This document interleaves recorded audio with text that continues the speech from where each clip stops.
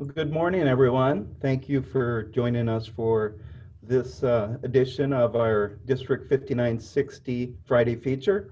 I'm Paul Perez, Immediate Past District Governor for 5960, and want to welcome everyone here and thank you for joining us.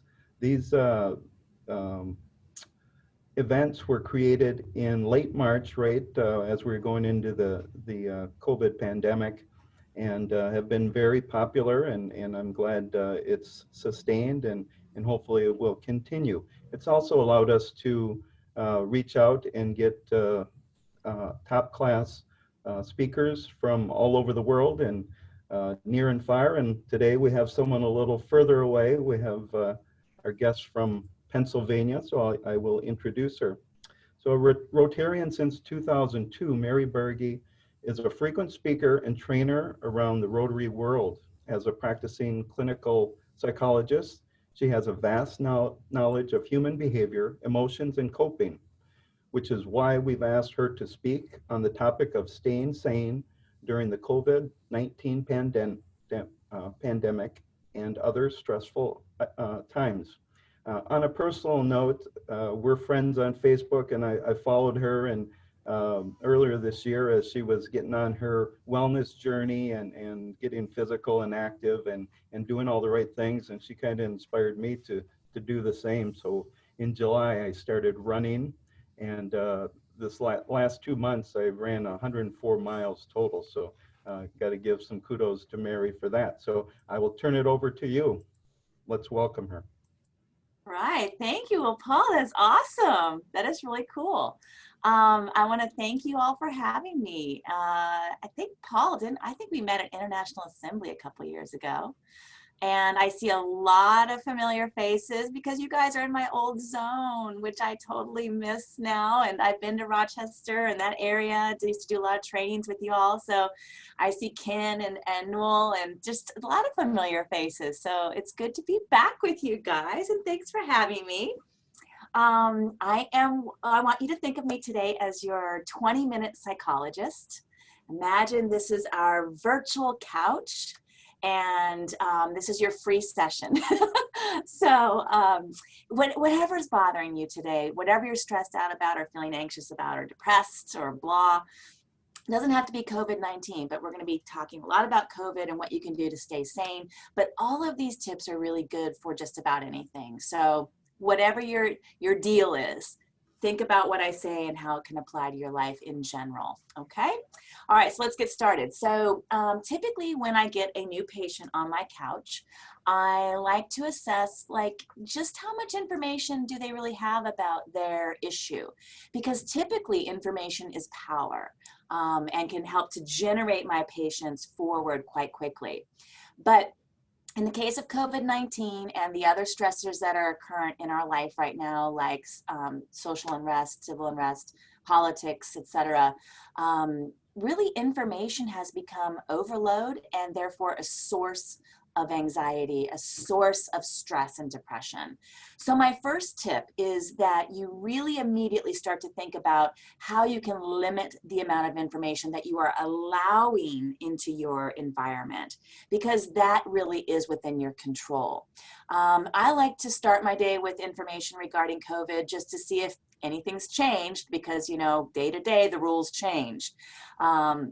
So I do like to start with something fairly local so that I can keep my patients safe and be well informed. But I don't bother checking it and listening to all the sort of background noise on social media and on all of the news stations that are 24-hour news, because all of that really is just noise.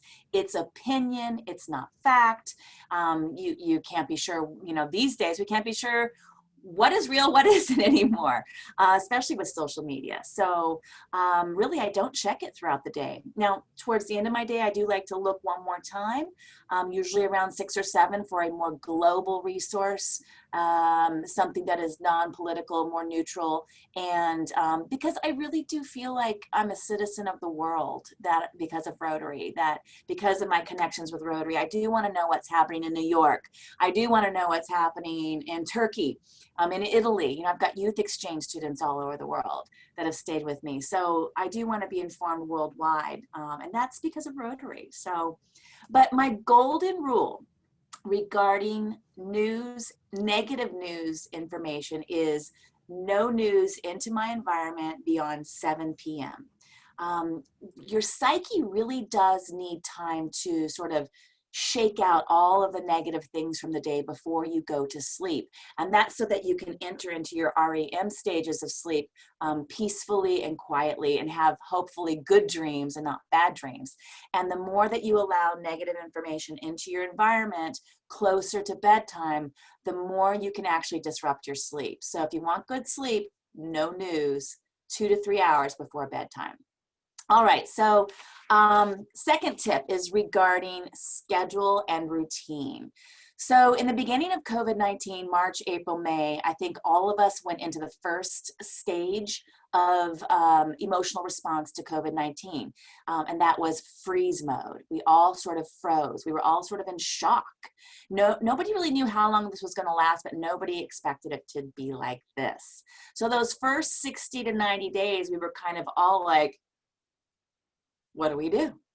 And you saw a lot of weird things on Facebook, you know, people who, like me, I was carb free for like 2 years.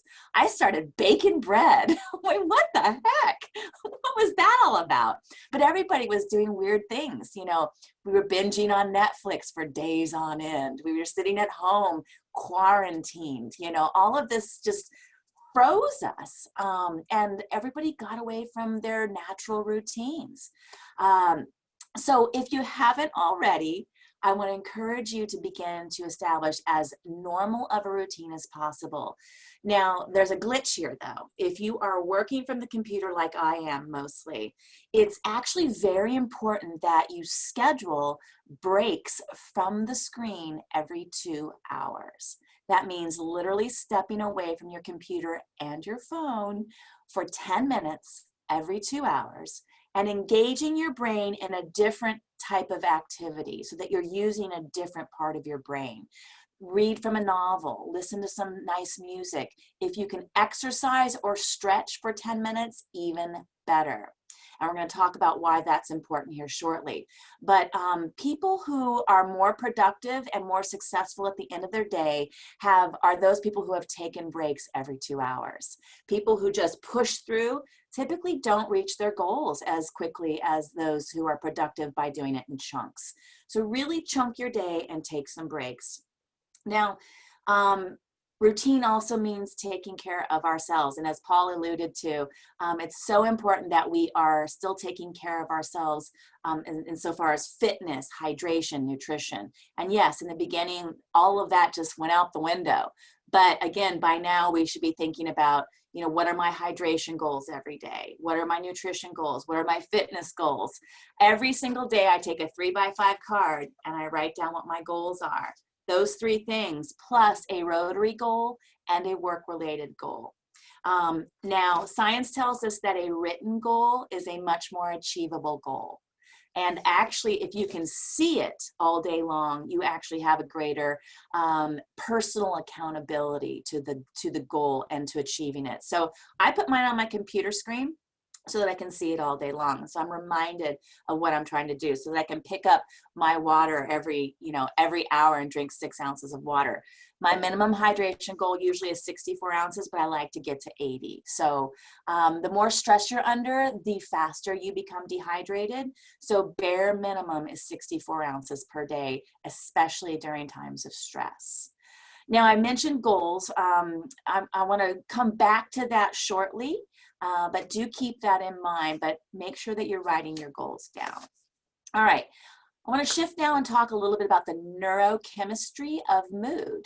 So again, when patients come to see me, they're either trying to change a behavior or they're usually working on mood or relationships. And relationships can, of course, affect our mood. There are three big chemicals in our system that are responsible for our mood, and they are serotonin, oxytocin, and dopamine. Now, I mentioned exercise before. Serotonin is best produced in the brain. It's a neurotransmitter, and it's best produced when we are physically active. So these little breaks through your day, if you can do something physical, take a quick walk around your block, get on your treadmill, again, even stretching, that will trigger your neurotransmitters to begin to produce serotonin and to release that into the presynaptic gaps in your brain. And serotonin is absolutely one of the key factors responsible for alleviating and keeping depression at bay. So anybody that might have been on or is on an antidepressant, so many people are now, frequently that's a serotonin reuptake inhibitor. So again, serotonin and mood are super important, and serotonin and exercise are like best friends. So the second one, oxytocin. Oxytocin is a chemical in our body that is best released when we are intimate. And I do mean intimate. So if you've got someone you can kiss, that helps to release oxytocin. But it's also, I like to call it also the hug drug, because even when you get a hug from someone, you get a little burst of oxytocin released in your system. And if you can't hug a person, even if you hug your dog or even a pillow, you can simulate oxytocin release in your system. So the more intimacy and hugs that you can get, the better. And that's hard during these times, of course. I miss my Rotary hugs so much. I am a hugger and I cannot wait to get hugs again. So I like the oxytocin. Who doesn't? All right, so the third one, dopamine. Dopamine is really our happy, euphoric chemical, again, neurotransmitter in the brain. And there are a couple things that you can do to stimulate dopamine response in your brain and production. So the first is with gratitude, actually. When we reflect on things that we're grateful for, our brains begin to produce dopamine. Now, even more powerful is when we give dopamine away, gratitude away, dopamine is even exponentially produced. So I want you all to think about one person that you are grateful for and why you're grateful for them. Go ahead, take a second. Okay, now after this meeting, I want you to call, text, email, or tell them in person why you're grateful for them, and see if you can catch it. See if you can feel it. That feeling you get is dopamine. And when we give it away, it's that service connection that, you know how when you're doing a service project, you do something nice for someone or you serve in Rotary, you feel good? That is dopamine. So do that today after the meeting. Tell someone why you're grateful. Not only will you be producing dopamine in your own brain, you're also going to be stimulating it in someone else. And that's a really positive thing. So see if you can catch it. You can feel the release of dopamine if you get used to that sort of biofeedback loop. All right, the other thing you can do to stimulate dopamine response is by making a facial expression. And I want us all to do it together. So everyone lean in. Come on, come towards me. Come on, Paul, get in there. Let me see those faces. Okay, now on my count of 3, I want you to mimic what I do for 5 seconds, all right? 1, 2, 3.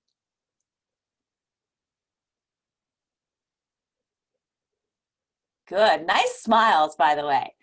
All right, so did you know that your brain has no idea if a smile is faked, forced, or real? It's true. Your brain just feels your muscles making that familiar face and it says, oh, she's smiling. Let's start producing dopamine. And it does. And in fact, my patients, when they come in depressed, we actually do smiling exercises during our sessions to begin to create that dopamine response and create new neural pathways. And it's very helpful in alleviating depression.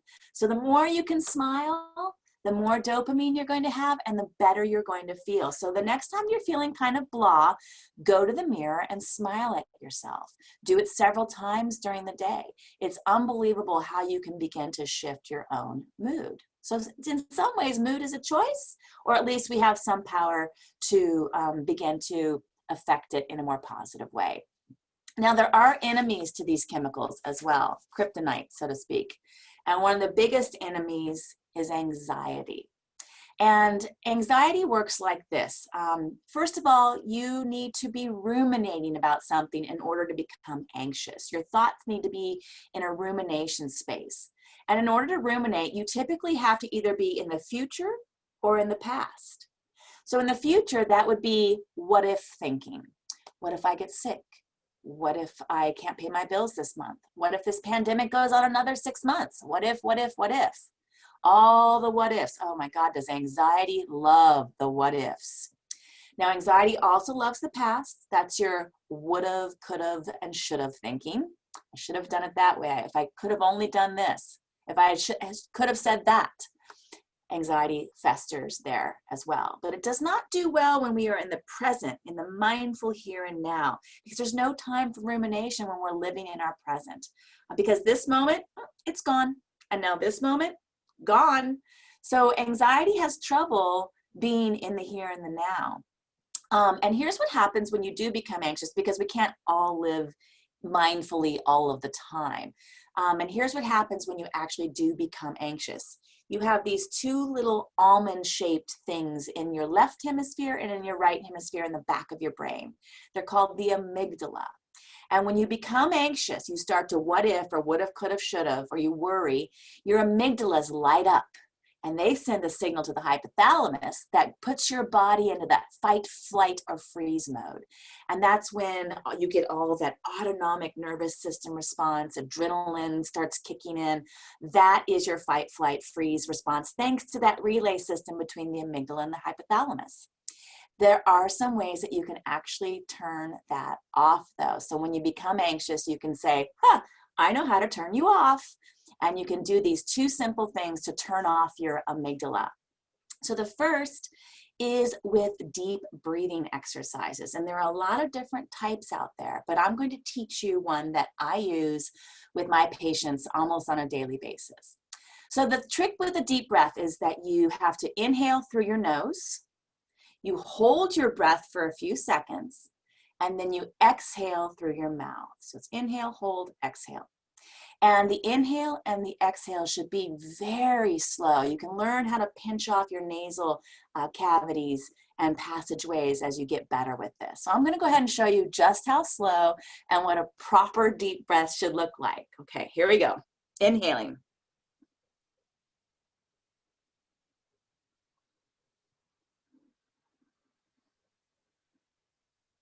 Now holding.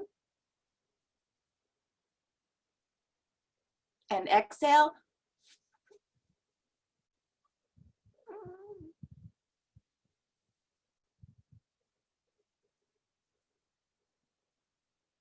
And then I check in with my body. And there it is, I caught it. There's a little feeling you get. You just kind of go, and it feels good. Now I like my patients to do 2 or 3 repetitions of this. Always do it seated because you can get lightheaded, obviously. So try that after today's meeting and see if you can feel how it absolutely relaxes you. And imagine doing that when you're anxious. That turns off the amygdalas. Now, the other thing you can do to turn off the amygdala, this is a treatment that I'm using with all sorts of folks, not just anxiety, but it is amazing with anxiety and panic attacks and generalized anxiety, but also depression, irritability, and anger, and sleep disorders, even just difficulty falling asleep, but even concentration. It's called bilateral sound therapy. And I'm going to give you the resource that I like to use here in a moment. I'll share my screen. But let me tell you how it works. So you'll use earbuds or a headset, and you're going to listen to a very engineered type of music or nature sound. And you close your eyes, and as you do that, you'll notice that you hear the sound in this ear, and then in this ear, and then back to this ear, and this ear. And it almost feels like a shape. Some of it straight across, some of it arches, but you'll start to feel that the music is shaping itself. And as that happens, your eyes will actually start to track the sound left to right, behind your closed eyelids. And you won't have to force that. It'll just happen naturally. And when that happens, the ears and the eyes working together, a very particular type of brain wave occurs that crosses over the top of the two hemispheres, crossing that midline section. And that particular brain wave turns off the amygdalas. It's like the two just can't play together, and the music always wins. And again, this is just so incredibly powerful. Usually takes anywhere between 3 to 6 minutes to have a full effect. And again, I have patients using this all the time for all sorts of things. Now, the resource I love most, his name is David Grand, and he calls it bilateral sound, but most people just call it bilateral sound. You can Google it. This one is for free on YouTube, and you can also download it on iTunes and Spotify. And if you prefer CDs, then you can purchase them on the internet or on David Grand's website. If you go to David Grand's website, I'm sure he will charge you twice as much. So do your research. But I have a whole bunch of his CDs in my office because we use a CD player. But it's amazing. I just think his product is really good. And I do believe he was one of the forefathers of this sort of invention.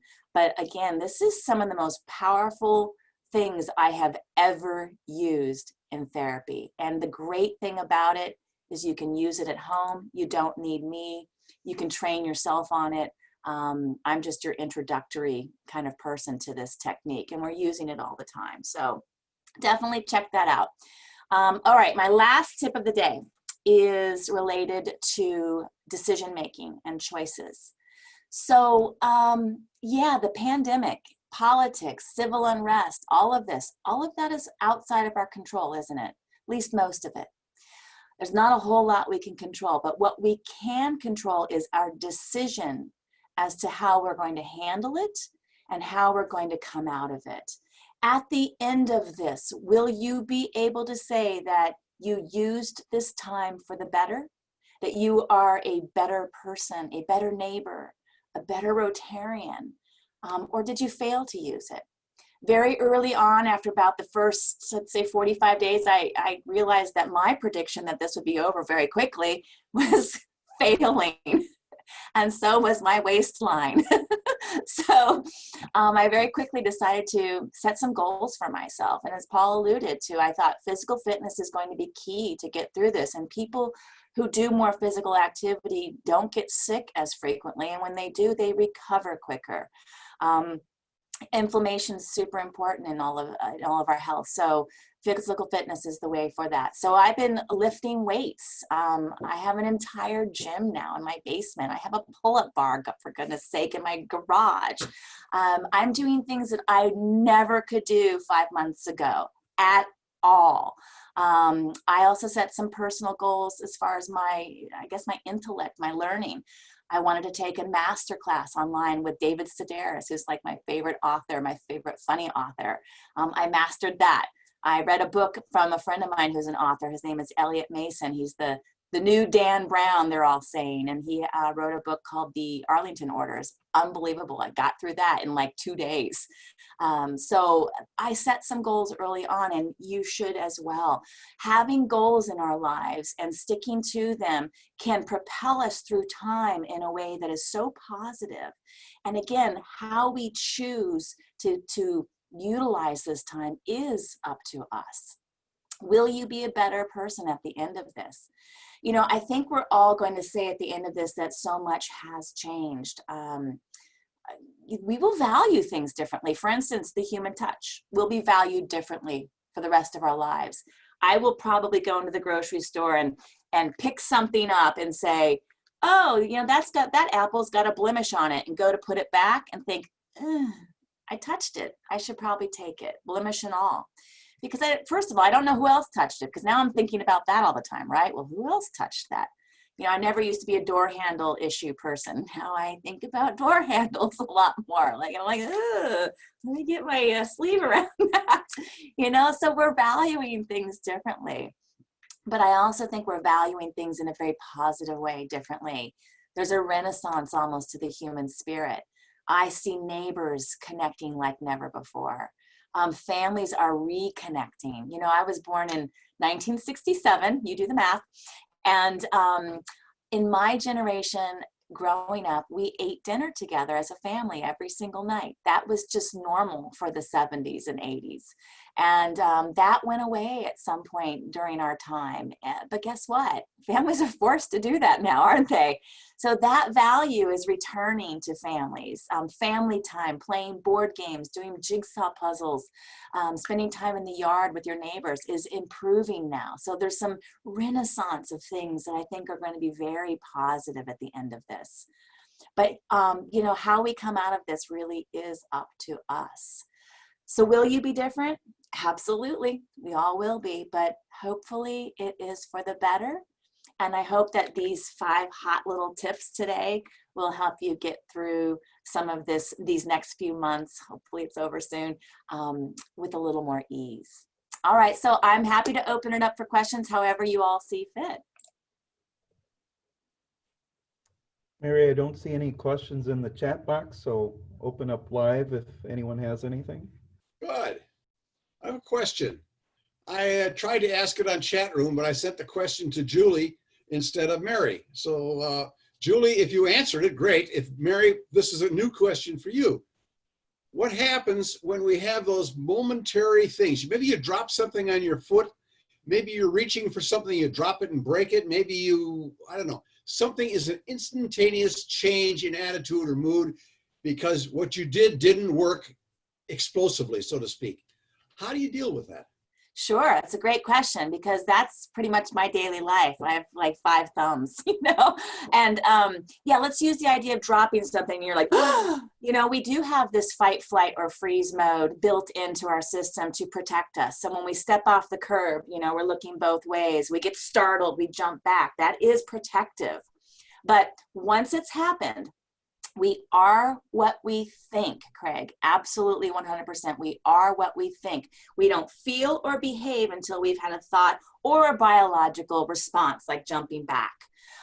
So once you've made the error, it's good if you can catch your thoughts. Are you thinking negatively about that? Are you saying self-derogatory things like, oh, I'm such a klutz. Oh, will I ever learn? You know, are you doing that? And if so, you're going to feel negative. But if you say, I spilled the milk, c'est la vie, I'll clean it up. No big deal. Everybody makes mistakes. You laugh. Me and my 5 thumbs. You know, if you think something positive about it, you're going to move right through it very quickly and not have a lot of behavioral self-esteem response. So, okay, I dropped my last glass of good scotch and I'll go to the bourbon. Perfect. Thank you for that question. Mary, I had a question. So in the, you know, with the pandemic and everything going on, you know, we need each other, more support. So we need to look after each other. So what should we look for people in our family or friends to see if they're dealing with issues with depression, anxiety, things like that? Sure. So little red flags, especially, well, I won't even say especially with a certain age group. This is really for anybody. Changes in behavior, going to more alcohol, not switching from bourbon to scotch, but just, you know, drinking more, isolating more moodiness on not just to like, okay, I'm in a bad mood for an hour or a day, but more moodiness on a long-term basis. Irritability is a big red flag for a lot of people, but these subtle changes that last more than a couple of days can be a red flag that someone's not dealing with something. And it's just really wonderful if you just put it on the table and just ask the question. To say, I've noticed X, Y, and Z. Are you okay? Is there something I can do to help? I notice I have a neighbor that I see all the time. If she weren't to come out for 3 or 4 days, I would probably knock on her door and say, I've noticed you, I haven't seen you walking the dog. Are you okay? Do the same thing for your family members and friends if you see, you know, subtle changes. But that means keeping your blinders off and really making sure that you are paying attention. Kids, you know, are moody. Adolescents are moody to begin with. But again, if they're isolating more or changing their sleeping behaviors, any sort of thing like that, it's important that you just ask the question. If it is severe enough that someone is making statements about giving things away, selling items, things like that, and you would think they are severely depressed and suicidal, it is important that you use that word. Do not be afraid to ask someone, are you contemplating suicide? Are you thinking about suicide? Even fleeting. Say the word. Don't be afraid of it. Because once it's said, usually that person feels relief already, that someone gets it. So, and always refer to a psychologist if that's happening. You can find a psychologist very easily these days. We're all doing telemedicine. You just go to psychologytoday.com, punch in your zip code, and all of the psychologists in the area who are on that website will populate, and you'll get a little profile and a picture and usually a video about them. So that's one way that people are really having immediate access to therapy at this point. Mary, many people watch the 10 p.m. news, but your schedule says that you can't do that. So you want to comment on that phenomena? Yeah, videotape it. Wait, we don't videotape anymore, do we? We TiVo. Read the newspaper the next day. Go on MSN, go on CC, whatever your thing is, Fox News, I don't care what it is. Check it out the next day, but do not do it before bed. It is the worst thing you can possibly do, Ken. So watch it at 7 o'clock. There's 7 p.m. news, 6 p.m. news. There's world news, you know, nightly news every night. So change that habit. Will do.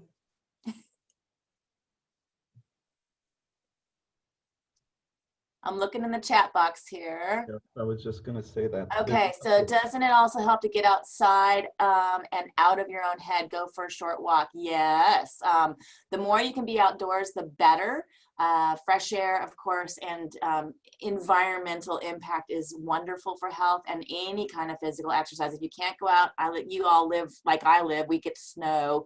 So I have a treadmill in my basement. I do videotapes, anything I can do, even if it's a 10-minute burst, if that's all I have time for, I go for it. Staying home and watching the news and worrying about yourself is not healthy. That's very, very true. So anytime you can connect like this, even via Zoom, is great. And then somebody also asked me if I have recommendations. Let's see here.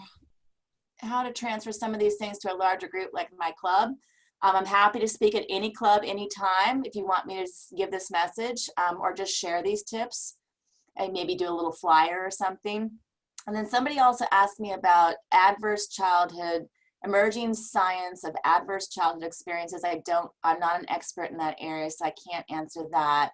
Trauma-informed care, I am a trauma expert, and there are lots of new trauma treatments, depending on what type of PTSD someone might have.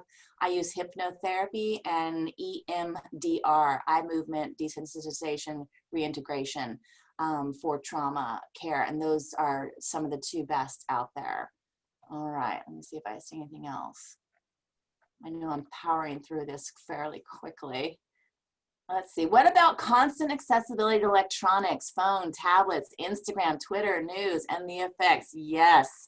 So actually in my area of work, we're seeing that a huge chunk of people who come to see us have issues that are related to the phone. I'll just say the phone for lack of a better term. Addiction to the phone. You know, they say, oh, my wife, my husband, they never put their phone down. They're always on their phone. And really, it's a habit that's got to be broken. I recommend that when you come home to your spouse from work or what have you, that the phone maybe goes on that, table next to the door. When you're watching television with your spouse, you don't look at your phone. You don't even have it near you. We've become addicted to these things, constantly checking, constantly looking, the bing, bops, boops that we hear all day long. Turn your ringers off. You do not need to be notified of everything that's happening all day long. I set times during my day to look at my phone. I don't, constantly have access to it. I'm with patients most of the day, but there are times that I check it during lunchtime, just before I go to work, and then in the afternoon.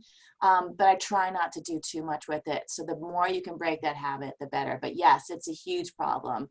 And addiction to the phone is rampant. All right, can you pull up brain spotting on Alexa? Oh, I don't have an Alexa, but probably. So my 89-year-old mother is going to give me hers since she bought a new one. Julie, that's awesome. I don't even have one. I don't know. Why don't you try it and let us know? But my guess is yes. That's my best guess. All right, and I'm going to put into the chat to everyone my email address. So if you would like me to speak at your club, you can just email me. Let's see, Dr. Berge at hotmail.com. So it's drberge@hotmail.com. There I am, and I'll give you my number too if you want to just call me. I don't always answer, but you certainly leave a message, I'll call you back. Well, thank you so much, Mary, for being here and giving us these wonderful tips that all of us can use. So let's give Mary a hand or reaction. Yeah. Appreciate you being here. I want to give a sneak peek at our next Friday feature, which will be Friday, October 16th. We have Kimberly Mull, who will be here. She's a highly sought after policy expert, consultant, and public speaker. She is a survivor of sex trafficking, and she's turned to advocacy. And like I said, she's well sought after, so it'll be a great program, and hope to see everyone here for that one. Until then, have a great weekend and stay safe. Thanks, Mary. We appreciated it. Yep. Good job. Good job.